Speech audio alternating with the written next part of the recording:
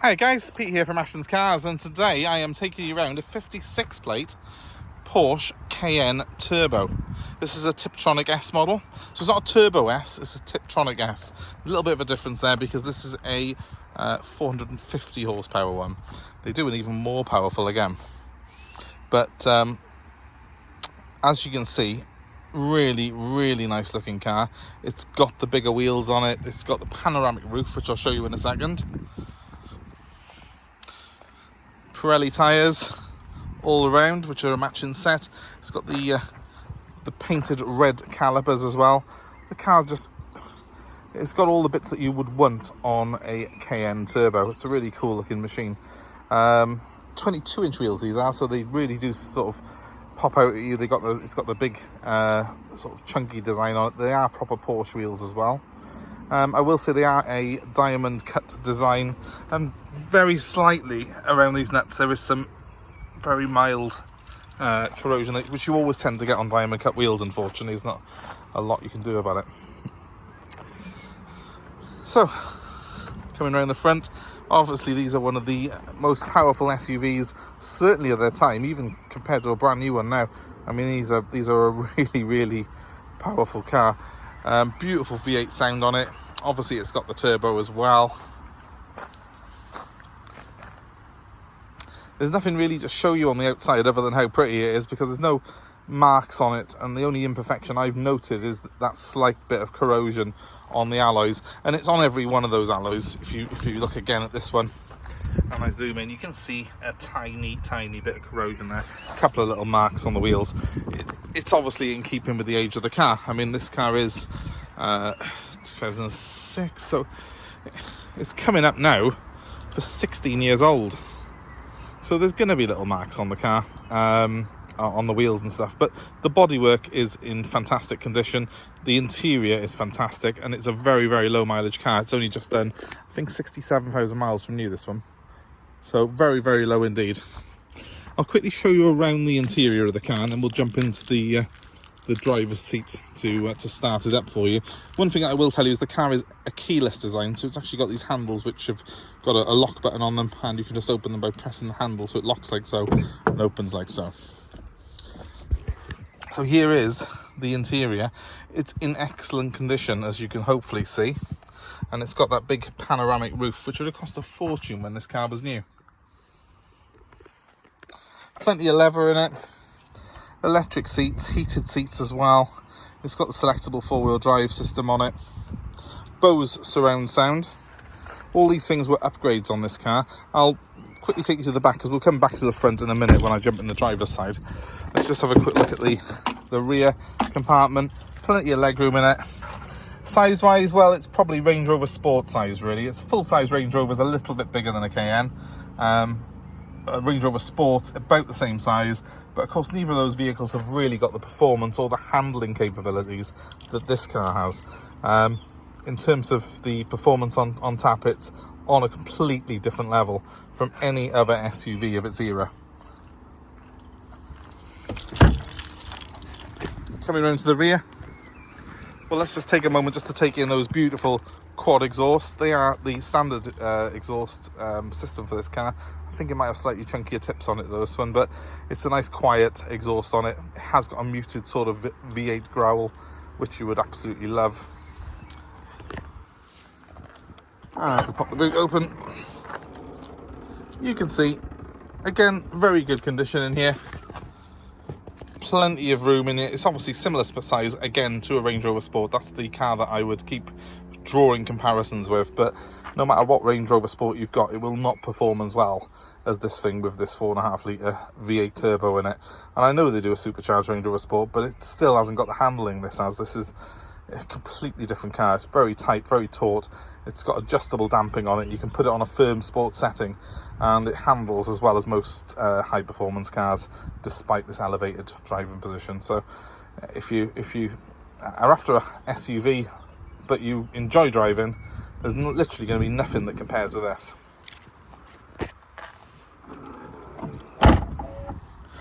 Soft close, although I did slam it a bit. You probably heard it just doing its little soft close bit at the bottom there. Right, so let's just pop this open a second. So You have got the electric seats here. They've got the memory settings on them. Again, as I say, it has got Bose surround, and that's what the speaker system on the door is. It's got multiple speakers in this car. Power fold mirrors. Now everything on this car has been tested and is working as it should. I'm just going to start it up quickly. You'll hopefully hear the growl of it. You get this Porsche thing come out by here when it starts. Ah, there we are. Start up. Tells you need fuel. So the mileage on this car is 60. Let's just turn the radio off a second. 67,766 miles. I'll very quickly give it a rev while I've got the radio off.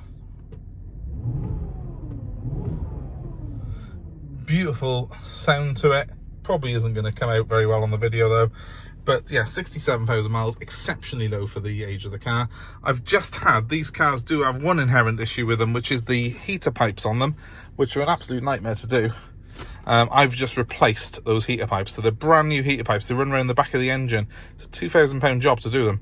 And I've just spent £2,000 on this exact car to do those pipes. So they're brand new pipes on it. That'll give you peace of mind when you're driving this car that you're not going to have any further sort of issues with that. The reason I've done them is purely and simply, if they go, it can be expensive. So it's actually cheaper to get them done beforehand. So I've done those already.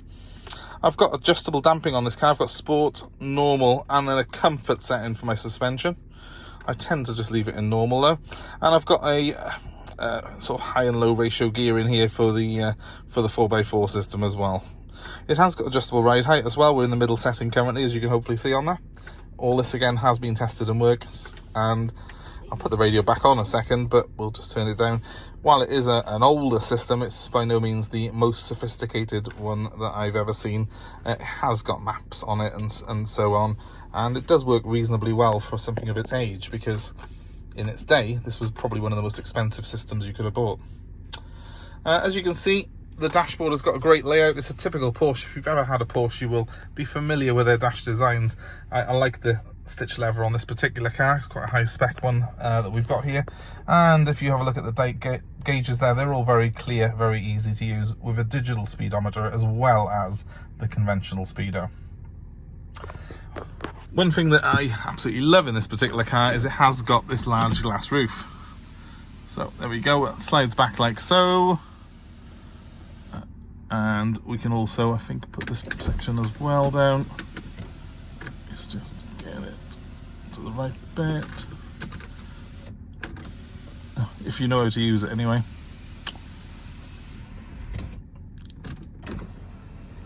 That's it, yes.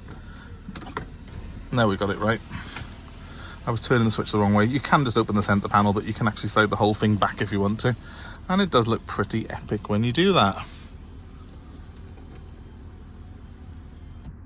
So I've got this massive sunroof now, which is sort of front to rear of the car. Really, really cool. Because it's got this big deflector here, it does actually keep the wind out of the car as well. So you've got plenty of light coming in. You've got a bit of fresh air, and yeah, and you can perhaps listen to your exhaust note a bit better. I think probably it still won't come out very well on my phone though, but that's the recording equipment, not the car.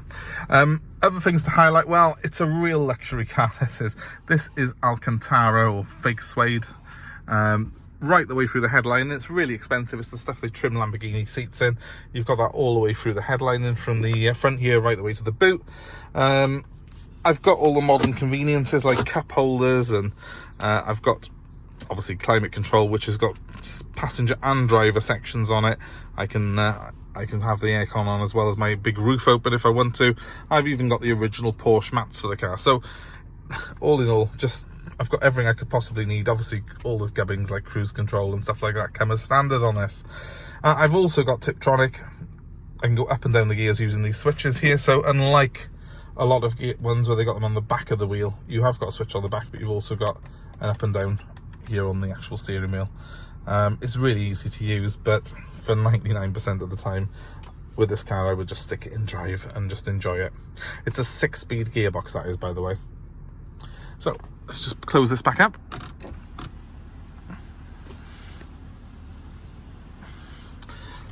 And while that's closing, I will just tell you how you can get in touch with us if you are interested in this car. So my name's Pete, my number's 07932 873 646. And the Porsche is ready to drive away. We're happy to take part exchange. We're happy to deliver the car anywhere in the country. I will personally bring this to your home if you wish me to. I can't quite get that in the right setting, have I?